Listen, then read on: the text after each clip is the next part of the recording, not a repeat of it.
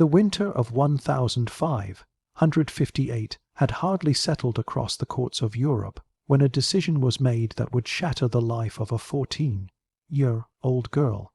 In the vast and echoing halls of the Habsburg dynasty, whispers circulated on the exact date when the arrangement became final. By early 1559, the agreement was sealed. The young Anna of Austria, born in 1549, was commanded to marry a man nearly 3 decades older than her. He was not a stranger. He was not even a distant relative.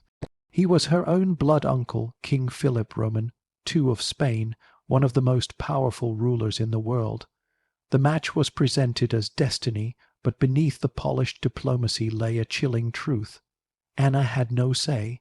At only 14, she became the last pawn in a long chain of political marriages that defined the Habsburg Empire. Her childhood ended the moment her marriage contract began. To understand why she was thrust into this fate, the world of Europe in the mid-16th century must be seen through the eyes of a dynasty obsessed with keeping power within the family. The Habsburgs, one of the most influential ruling families in European history, believed that blood purity was the foundation of political strength. Their empire spanned Spain, parts of Italy, the Low Countries, and vast overseas colonies. Their power depended on alliances carefully crafted across generations, even if those alliances came at the cost of the well-being of their daughters. Anna was born to Holy Roman Emperor Maximilian Roman II and Maria of Spain, making her a niece to King Philip Roman II. From infancy, Anna had been raised in the traditional Catholic environment of the Habsburg household, surrounded by religious rituals, political strategists, and governesses who drilled her in obedience. Her early life, though privileged, was built on expectations imposed by a family whose daughters were seen as diplomatic currency. Yet Anna's destiny would remain harsher than most. The political climate of Europe shifted dramatically in 1558, the year Philip Roman II's wife, Mary I of England, died without an heir. This loss sent shock waves through the Spanish court. Not only did Spain lose the possibility of ruling England through Mary, but Philip Roman II suddenly found himself without a queen. His previous marriages had been arranged for strategy, and this next marriage needed to be more calculated than ever. Meanwhile, the Holy Roman Empire faced growing threats. Protestantism spread rapidly, challenging Catholic authority and destabilizing the political landscape. To preserve the Catholic world and ensure united control, the Habsburgs needed to reinforce their internal family bonds. This marriage, they believed, would strengthen both empires at once. It was in this atmosphere that Anna's childhood slipped away from her.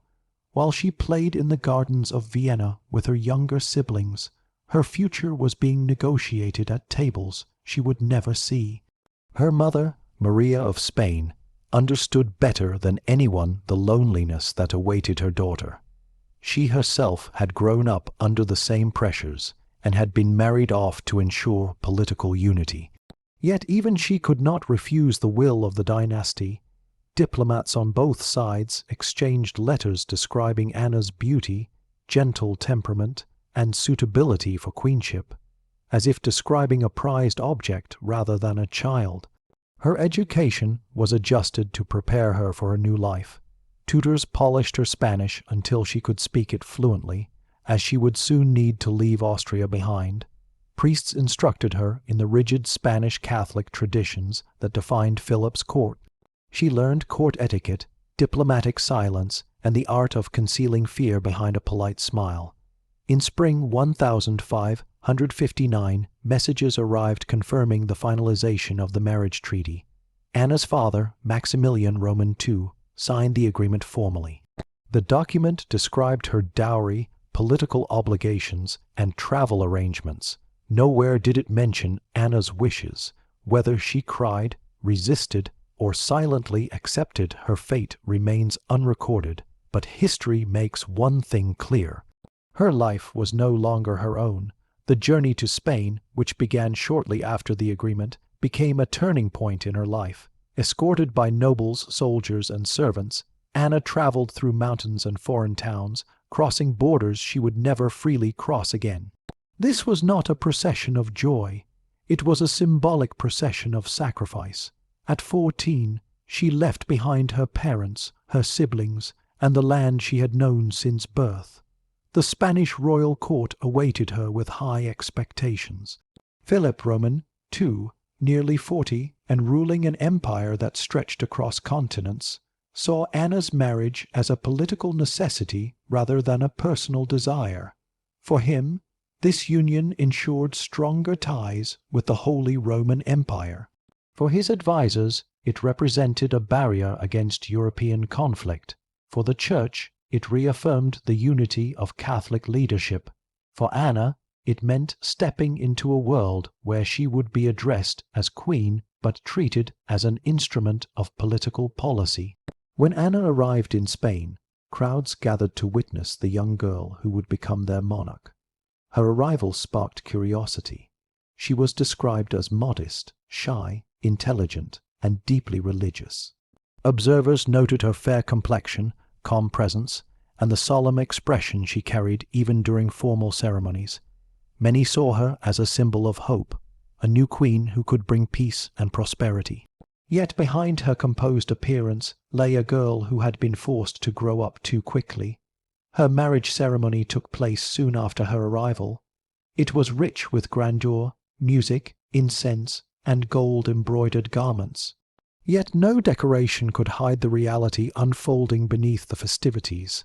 A 14-year-old child was being wed to her uncle, a man who carried the burdens of empire and the expectations of an entire dynasty.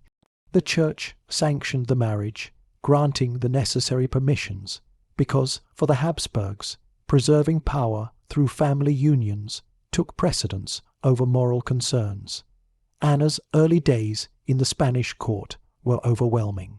She was separated from many of her Austrian attendants and placed under the supervision of Philip's stern household officials. Spanish court life was notoriously controlled, austere, and dominated by strict etiquette. Every action was observed, every word analyzed. Anna had to adjust quickly to survive. Still, despite the emotional strain, she displayed remarkable resilience. She learned to navigate the politics of court life, winning the respect of nobles through her humility and grace.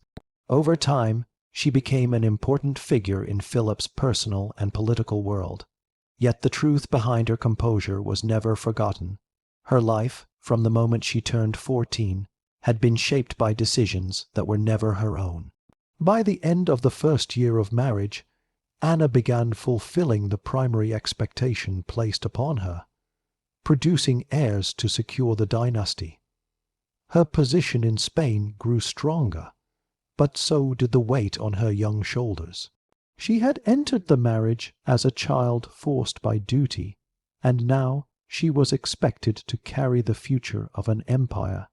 The tragic nature of Anna's story is not defined by a single event. Instead, it lies in the gradual erosion of the freedoms she never had, the sacrifices she was forced to make, and the subtle strength she displayed in surviving a role she never chose. Her life became a testament to the cost of political ambition and the silent tragedies endured by royal women whose destinies were shaped by the ambitions of others.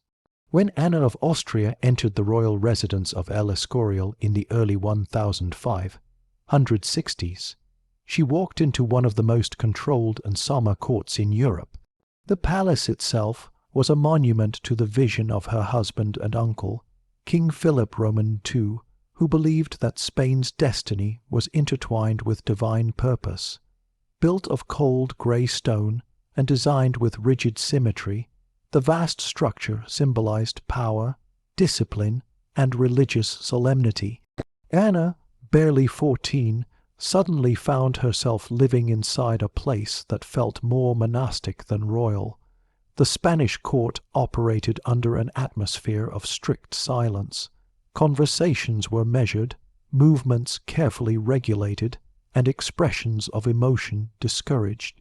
For a young girl who had grown up in the comparatively lively and culturally rich courts of Vienna, this new world seemed cold and heavy. she was expected to embody dignity and self-control, not the curiosity or warmth of youth. Every gesture she made would be interpreted as either virtue or weakness. Her marriage to Philip Roman, too, was not a union of affection, but Anna entered her new role determined to fulfill her duties with obedience and grace. Philip, though distant and deeply reserved, was not cruel. However, the nature of their relationship was shaped by duty rather than companionship. The king carried the burdens of empire, ruling over territories from Spain to the Americas, and he spent long hours studying state documents, meeting advisors, or praying in private chapels. Anna, meanwhile, was left to navigate the rigid expectations placed upon the new Queen of Spain. Despite these challenges, she brought something rare to the Spanish court: youth and gentle warmth. Courtiers described her as sweet-natured, modest, and soft-spoken. She had an aura of calm innocence that contrasted sharply with the tension of political life. Her arrival subtly softened the court's tone, and even the sternest nobles found themselves warming to her presence. The servants spoke of her kindness. Ladies in waiting admired her patience. Over time, she became popular among the people, who viewed her as a symbol of hope, purity, and continuity. But acceptance came with responsibilities far heavier than her years. The Habsburg dynasty expected Anna to secure the future of the Spanish Empire by providing heirs. Her body became the vessel through which political stability would flow.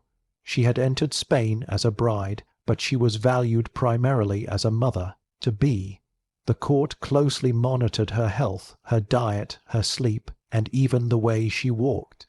Physicians visited her regularly to ensure she upheld the expectations of queenship. The pressure weighed heavily on her. She was old enough to understand what was expected, but still young enough to feel the fear and uncertainty that came with it. By the age of 15, she had already become pregnant with her first child. Throughout this period, Anna displayed remarkable strength. Although she was never allowed to escape the boundaries set for her, she found ways to assert her quiet dignity. She participated in charitable acts, distributing alms to the poor and supporting religious programs for the sick and impoverished. She spent time with her ladies, sharing stories, laughter, and moments of genuine closeness that her official duties rarely allowed. One of the most defining aspects of Anna's place in the Spanish court was her relationship with Philip's children from his earlier marriages. Philip Roman, too, already had heirs when Anna arrived, most notably Don Carlos, his troubled son, whose life became a tragic chapter in Spain's royal history. Don Carlos suffered from physical deformities and emotional instability, and his behavior grew increasingly erratic as he matured. Rumors and exaggerated tales about him circulated throughout Europe, but much of his anguish came from feeling rejected by his father. Anna's interactions with Don Carlos revealed her compassionate nature. Although she had no obligation to care for him, she treated him with warmth and understanding rarely shown by others. Even Spanish nobles who feared the unpredictable prince noted that Anna could calm him with only her presence. She became one of the few sources of comfort in his troubled life. Her relationship with Philip's daughter, Isabella Clara Eugenia, was equally strong. Anna helped raise the princess with gentleness and care, forming a deep bond that would endure for years. Isabella later spoke of Anna with affection, recalling her stepmother not as a stern royal figure, but as a guiding and loving presence during her childhood. Yet life in the court was far from peaceful. Spain faced enormous political and military responsibilities during Philip Roman II's reign. The crown was engaged in conflicts in the Netherlands, managing tensions with France, confronting the expansion of the Ottoman Empire, and overseeing vast colonial territories in the Americas and Philippines. Philip's workload was immense, and his constant preoccupation often left Anna alone for long periods. Still, she remained dedicated to him. Anna's letters to her family in Austria revealed her longing for home and her attempts to remain strong despite the homesickness. She missed her parents, siblings, familiar landscapes, and the music filled halls of Vienna. Her tone was polite and optimistic, but the undercurrent of longing was unmistakable. Her pregnancies were difficult, especially for someone so young. Each one took a toll on her body. The Spanish court, aware of the risks, increased their medical supervision. Still, they pushed her to fulfill her role as queen. By the time she turned 16, she had already experienced the exhaustion and physical strain of childbirth more than once. Despite these hardships, Anna grew into her role remarkably well. She became known for her piety, intelligence, and ability to bring calm to tense situations. Her soft voice carried surprising influence in the court, not through authority but through sincerity. People trusted her intentions. The turning point in her life came with the birth of her son, Prince Ferdinand, followed by other children. Each birth strengthened her standing in the court. She had fulfilled her primary duty. She had given Philip what he needed most, stability through heirs. Yet every childbirth also reminded her how young she truly was. The court celebrated, but Anna continued to navigate pain and responsibility that would overwhelm someone twice her age. As she matured, Anna began to understand the political world around her more clearly. She observed how advisors manipulated information, how ambassadors shifted alliances, how the church influenced decisions, and how queens, despite their status, were often powerless. But instead of falling into despair, she learned to adapt. She cultivated relationships with influential figures, offering advice gently and speaking only when her words could help. By *1570*, she had become more than just a political bride. She had become an essential source of emotional stability for Philip Roman II. While he was known across Europe as a distant, serious, and sometimes feared monarch, those close to him noticed that Anna softened him. She made him smile more often, eased his burdens, and grounded him during moments of stress. Yet even as she gained emotional significance in Philip's life, her own remained marked by sacrifice. She had never known true autonomy. Her marriage had been arranged before she understood love. Her identity had been shaped by duty, not personal choice. And while she had earned respect and even admiration, she lived within walls built by a dynasty that valued legacy above human desire. Still, Anna continued to endure with quiet grace. She remained committed to her children, her husband, and her adopted country.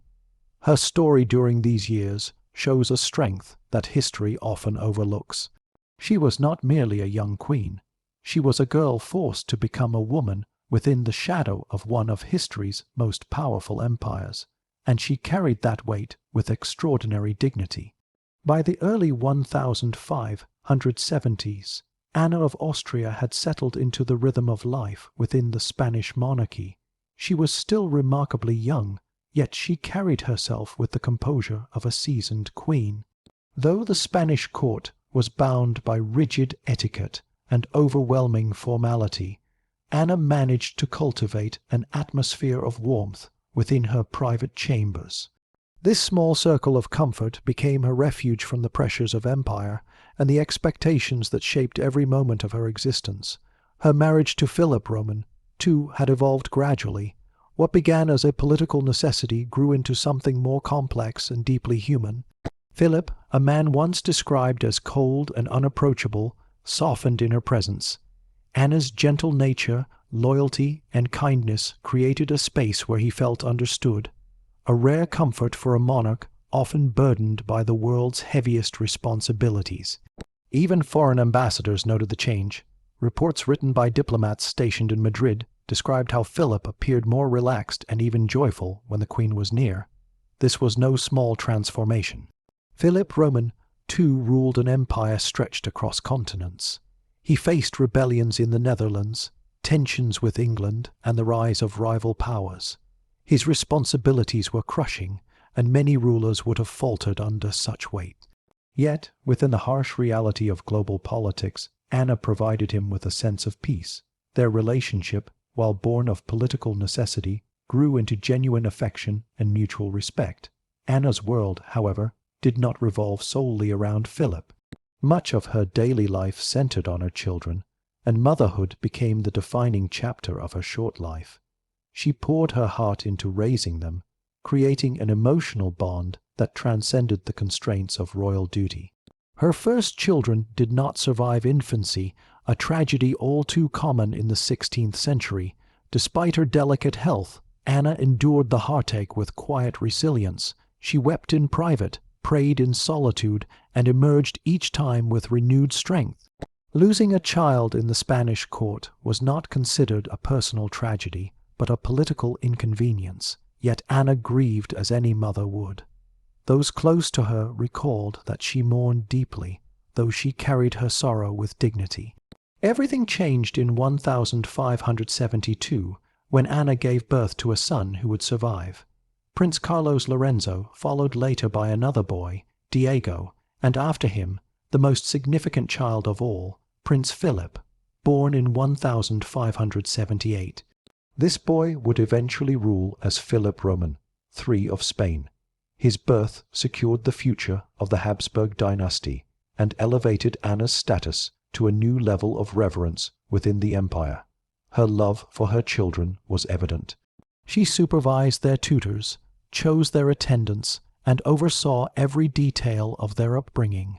She insisted on warmth and compassion in their education, shielding them from the coldness that had shaped her own childhood. The Spanish court, which had grown accustomed to stiff rituals, gradually accepted the softer, more nurturing environment Anna created around her sons. Still, motherhood came with great sacrifice. Her pregnancies were difficult from the beginning. She suffered from fatigue, weakness, and pain, symptoms worsened by the pressures of her royal duties. Court physicians monitored her closely, but medical knowledge at the time was limited. Each childbirth placed her fragile body under extreme strain. Yet she continued, determined to fulfill what was expected of her. Beyond motherhood, Anna became a stabilizing force in Philip's troubled household. The situation with Don Carlos Philip's eldest son from his first marriage had spiraled into tragedy. Don Carlos's mental instability worsened with age, leading to violent outbursts and dangerous behavior. In 1568, he died after a period of confinement. This left Philip emotionally scarred and wary of the future of his lineage. Anna's compassion softened the shadows that Don Carlos had cast upon the royal family. She helped mend the emotional wounds left behind by earlier tragedies and restored a sense of hope within the palace. Her influence became especially important in guiding the upbringing of Philip's daughters and her own young sons. The court, once tense and filled with whispered fears, found renewed stability through Anna's presence. She acted as an emotional anchor for Philip, a loving mother to her children, and a calming influence on the aristocracy. Her ability to unify the human and political sides of royal life earned her deep respect across Europe. Yet, beneath this surface of harmony, a darker reality loomed. Anna's health began to falter.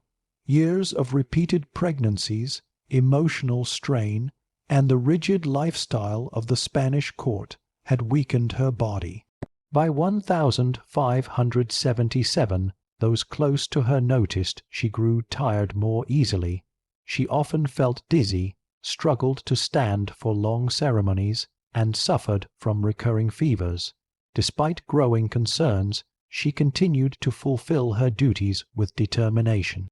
Her final pregnancy in 1578, which at first brought joy, soon showed signs of danger. Physically exhausted and increasingly vulnerable, Anna faced complications that alarmed her physicians. Philip, sensing her declining strength, stayed near her more often than he ever had during any pregnancy. His deepening affection for Anna made him acutely aware of her suffering, and the fear of losing her hung heavily over the palace.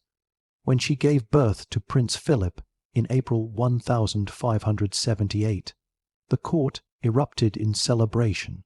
Bells rang across Madrid, cannons fired in salute, and ambassadors sent congratulatory messages. Yet the queen, pale and weak, lay in her chambers fighting for her life. The joy that filled the kingdom stood in painful contrast to the unfolding tragedy within the palace walls. Anna tried to recover, but her condition deteriorated rapidly. Fevers returned, her strength faded, and her body could not heal from the trauma of childbirth. Physicians attempted every remedy known to them, but nothing could reverse her decline. Philip, who had once viewed marriage only through the lens of politics, now stood helpless beside the woman he had come to love. Those who witnessed Anna's final days described Philip's grief with astonishment. The most powerful man in the world, known for his discipline and self-control, was seen openly distraught. He prayed constantly, begged for Anna's life to be spared, and remained by her bedside as her strength slipped away. In October 1580, at only 31 years old, Anna of Austria died. The Spanish court fell into profound mourning. Nobles who had admired her modesty and purity wept openly. Servants who had known her kindness spoke of her as a queen unlike any other. Philip locked himself away for days, devastated by the loss of the one person who had brought genuine warmth into his life. Her death was not just a personal tragedy. It changed the emotional landscape of the Spanish monarchy. Philip became more withdrawn and solemn than ever. The court, which had grown brighter under Anna's influence, returned to its old rigidity and somberness. Her children, too young to understand, were raised in a world now missing the gentle presence that had fixed so many broken parts of their father's life. Anna's story in this period reveals a profound truth. Though she had no choice in her destiny, she shaped the heart of the empire through virtue, motherhood, and quiet strength. Her life may have been governed by political demands, but her legacy was written in the love she gave, the lives she touched, and the tragic end that left an entire kingdom mourning. When Anna of Austria died in October 1580, the loss did not simply mark the passing of a queen. It marked the vanishing of the person who had brought humanity into the heart of the most powerful empire in Europe. Her life, shaped entirely by duty, sacrifice, and obedience, became one of the most poignant examples of how royal women in the 16th century bore the silent weight of politics. Yet, despite her lack of choice, Anna left behind a legacy that would influence European history for generations. The immediate aftermath of her death plunged Philip Roman into deep grief. Those closest to him reported that he shut himself inside his private chambers, refusing audiences and delaying important state decisions. Philip, known throughout Europe as the iron-willed monarch of the Counter-Reformation, struggled to function without the presence of the woman who had softened him. Ambassadors wrote home in disbelief, noting that the king appeared broken, his once formidable self-control weakened by heartbreak. In the days following her passing, the entire Spanish court adopted mourning rituals. Rooms were draped in black cloth, religious masses were held across Madrid, and the summer toll of church bells echoed through the streets. Thousands gathered to witness Anna's funeral procession. Her body, dressed with the dignity befitting her status, was carried through the city as the people paid their final respects. Even the poorest residents, who had admired her kindness and charity, wept openly. But the palace's sorrow was not only for the queen who had passed. It was for the children she left behind, especially the infant Prince Philip not yet 2 years old, who would never know his mother's gentle presence. Her other sons, too young to comprehend the full meaning of death, were raised thereafter in an environment devoid of the warmth she had created. Philip Roman, too, though a devoted father, could not replace the emotional foundation Anna provided. Her death also left a political void. Anna had served not only as queen, but as a stabilizing force in the court's social atmosphere. Her ability to calm tensions, soothe the temperaments of nobles, and offer quiet advice to the king had created a rare sense of balance in a court known for internal rivalries. With her gone, the old tensions resurfaced. Factions within the court began competing for influence over the young princes, especially the future Philip Roman III. Each group sought to shape the direction of Spain's next generation of rulers. While Anna's personal legacy rested on the hearts she touched, her broader historical impact came from her children, particularly Philip Roman III ***. When he ascended the throne in 1598, he inherited not only the vast empire built by his father, but also the religious devotion, gentleness, and diplomatic tendencies instilled in him through Anna's influence. Many historians argue that Philip Roman III's peaceful approach to ruling, far less severe than his father's, reflected the soft imprint of Anna's temperament. Through Philip Roman III, Anna indirectly shaped major events in European history, including Spain's temporary withdrawal from aggressive conflicts and its shift toward negotiation. Her legacy traveled further still through dynastic marriages of her descendants, weaving her influence into the monarchies of Portugal, France, and Austria. Though she had little control over her own life, she shaped the lives of rulers who would later define European politics. Her story also revealed the darker consequences of the Habsburg dynasty's marriage practices. For generations, the family had relied on close kinship marriages to maintain political unity, but the long-term effect was catastrophic. The Habsburg bloodline developed severe genetic weaknesses, which became strikingly visible in later centuries. Many historians point to Anna's marriage to her uncle as yet another link in a chain of consanguinity that eventually contributed to the extinction of the Spanish Habsburg line in the 17th century. Yet Anna herself should never be reduced to a symbol of dynastic miscalculation. She was more than a political pawn. She was a child who was forced into adulthood, a queen who brought warmth into a cold court, a mother whose love shaped the heart of an empire, and a woman whose life was defined by quiet endurance. After her death, Philip Roman, too, kept her memory close. When he prayed, he often asked for her intercession. He treasured the letters she had written to her family, preserved the portraits she sat for, and rarely spoke of her without emotion. Even decades after her passing, those who had witnessed their marriage recalled it as the only union in Philip's life that held genuine affection. Anna was buried at El Escorial ***, the monumental palace monastery that symbolized the spiritual and political ambitions of the Spanish Empire. Her tomb, carved with simple dignity, became a reminder of her role in the turbulent history of Spain. Visitors who passed through the crypt often noted the contrast between the grandeur of her surroundings and the gentle nature of the woman who rested there. Her absence changed the atmosphere of the Spanish monarchy permanently. After her death, Philip Roman, too, never regained the warmth he had briefly shown during their years together. His later decisions, shaped by fear, political pressure, and a renewed sense of isolation, contributed to the empire's decline. It seemed as though when Anna died, a certain light within the monarchy faded with her. Beyond the walls of Spain, Anna's story remained an example of the human cost of political ambition.